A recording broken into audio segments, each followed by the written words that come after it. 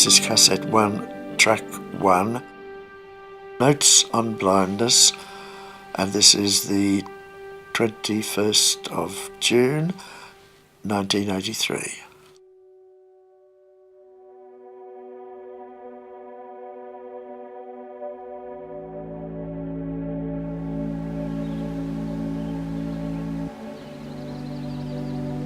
Sitting in the park with the children, I hear the footsteps of people walking past me on the footpath. Further out to the right and behind me there's the car park and the sound of people starting and stopping their cars and driving off.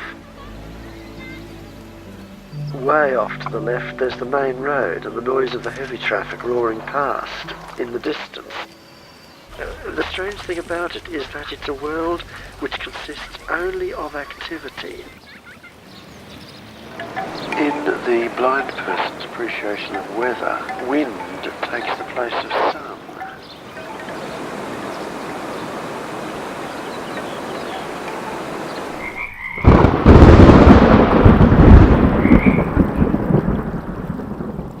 Bienvenue à Arnaud Collinard, qui est le producteur et réalisateur et homme à tout faire de Notes on Blindness, ou en tout cas son composant en réalité virtuelle, dont tu peux un petit peu nous parler, nous introduire, juste nous dire en 2 mots, pour ceux qui l'ont pas encore vu, ce que c'est. Donc Notes on Blindness, c'est l'histoire de John Hull, qui était, puisqu'il est décédé en juillet dernier, un professeur de théologie anglais, qui est devenu aveugle à l'âge de 45 ans et qui a enregistré un journal intime audio sur ce qui lui arrivait dans ce passage dans la cécité. Et donc le film et l'expérience VR sont basés sur ces enregistrements originaux qui racontent en fait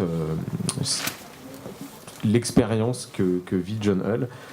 Donc il a enregistré 16 heures de bande qui ont été utilisés par Peter et James pour la dimension audio du film, et tout ce qu'on voit dans le long métrage en fait est recréé.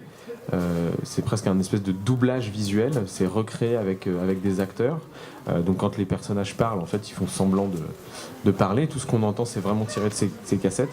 Et sur la partie VR, c'est un peu la même idée, c'est-à-dire qu'on a recréé, mais cette fois en 3D temps réel, plus dans une grammaire du jeu vidéo, une expérience pour raconter ce que John Hull appelle un monde au-delà de la vision. Et alors en quoi ça consiste pour une expérience en VR de rendre l'invisible visible ? Alors au début de ce projet, on voulait absolument pas faire un projet en réalité virtuelle. On voulait faire un projet purement audio, qui utilisait de la spatialisation audio. Et en fait, on s'est rendu compte que c'était quasiment impossible d'impliquer un spectateur voyant dans une expérience qui était purement audio, puisque en gros le regard et la vision sont des éléments en fait qui vont mener de manière très forte la perception qu'on a de notre environnement. Donc en fait on a dû se poser la question de comment on représente visuellement cette expérience de la cécité. Donc la direction qu'on a choisie, c'est en fait de reproduire visuellement tout ce qui était lié à l'activité sonore.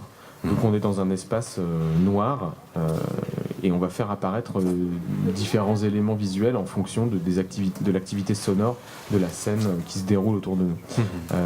Et en fait on est venu à la VR vraiment dans un troisième temps, c'est-à-dire qu'au départ c'était une expérience audio, ensuite on a intégré dans une expérience 360 flat, à plat, avec ce qu'on appelle la fenêtre magique où on prend son iPad ou son téléphone et on voit au travers et on accède à ce monde-là.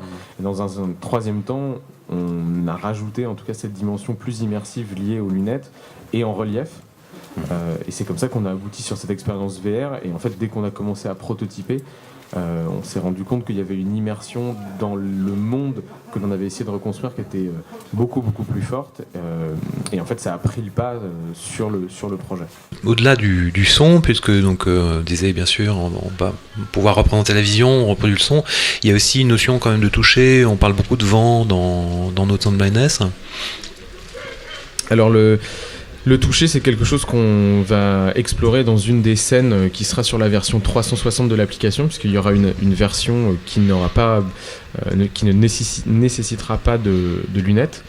C'est un projet qui est financé en partie par Arte, donc il y a cette question de l'accessibilité au projet. Donc la version 360 qui sera accessible à toute personne ayant un smartphone est très importante dans cette dimension-là.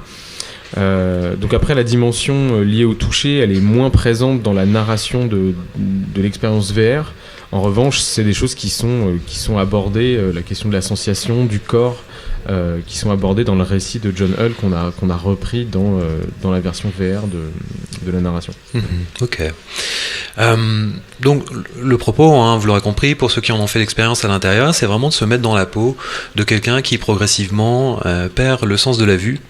Et plutôt que de nous raconter tout ce qu'il perd, il nous raconte aussi, surtout, comment il perçoit et comment il reperçoit le monde. Donc c'est vraiment un nouveau monde qui s'ouvre à lui. On ne dira pas que c'est mieux ou c'est moins bien, mais en tout cas il est très différent, et c'est pour ça qu'on parle de perception altérée. Est-ce que c'est quelque chose que vous avez montré à des gens qui sont dans cette situation? Est-ce que vous avez eu des retours de gens qui sont dans un processus comme ça de perte de la vue ou... Alors assez tôt en fait on a commencé à travailler avec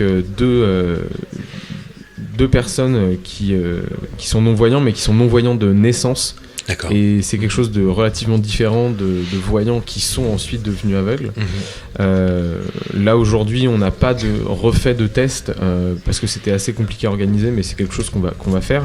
Ce dont on a pu se rendre compte, à ma grande surprise, c'est qu'en fait visiblement il y a assez peu de non-voyants qui accèdent à des expériences de son spatialisées. Alors que j'imaginais qu'il y avait une offre, en tout cas vers ce public-là, de ce type d'expérience, alors que visiblement pas du tout. Et alors, une des questions qui se pose, c'est que quand par exemple on joue un son de vent et qu'on vous montre des feuilles qui disparaissent dans les arbres, il n'y a aucun doute pour vous qu'il s'agit du souffle du vent dans les arbres. Si tout d'un coup on vous joue le même son sans le visuel, ça peut très bien être la mer par exemple. Donc en fait va se poser la question pour un public non-voyant de la perception de l'enregistrement, de la qualité des assets sonores qui vont être utilisés. Et en fait je suis pas sûr qu'on ait beaucoup de prise sur ces éléments-là, c'est-à-dire que peut-être il va falloir qu'on ait une forme d'audio-description plus importante dans l'expérience. Après on va sans doute utiliser plutôt la version 360 qu'une version VR en fait pour ce type de public. D'accord. On voit bien aussi quand tu parles qu'il s'agit aussi de combinaisons de sens. Et c'est assez intéressant aussi de partir à la redécouverte de la façon dont les sens fonctionnent. C'est-à-dire traditionnellement on a la science qui a abstrait toutes ces fonctions de sens en disant il y a le sens de la vue, il y a le sens de l'odorat, etc. Il y a les 5 sens. Mais en fait aujourd'hui, dans la science, dans la littérature, dans tous les domaines où on travaille sur les perceptions, on se rend compte qu'il y a toujours des combinaisons finalement, et que c'est un sens qui renseigne l'autre, et c'est la combinaison de ces sens-là qui fait qu'on va fabriquer des images mentales et des vraies perceptions. C'est quelque chose sur lequel vous avez travaillé, vous aussi, en mélangeant plusieurs choses. En fait, on voulait pas non plus s'intéresser à la synesthésie parce que c'est un tout autre. Synesthésie, thème. c'est un petit peu l'extrême de ça. Voilà. C'est vraiment des affectations extrêmes. Donc, mais effectivement, alors là, on est en train de développer la dernière scène de l'expérience qui va être un peu dans cette idée-là, en tout cas dans cette idée visuelle-là. On va voir si en termes de développement, ça a du sens. Et on va voir si on le fait vraiment, en tout cas on l'a prototypé. Mais c'est des choses auxquelles on s'est intéressé, tous les travaux d'Oliver Sacks, tout ce qui touchait à la synesthésie.